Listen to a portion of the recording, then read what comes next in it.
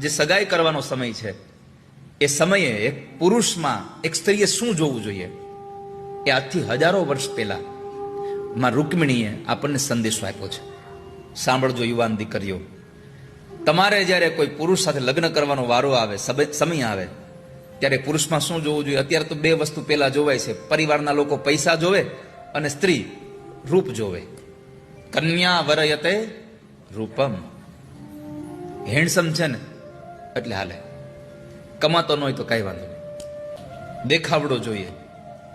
પણ માં રૂકમિણીએ કહ્યું છે કે પૈસા અને રૂપને પ્રાધાન્ય ન આપવું.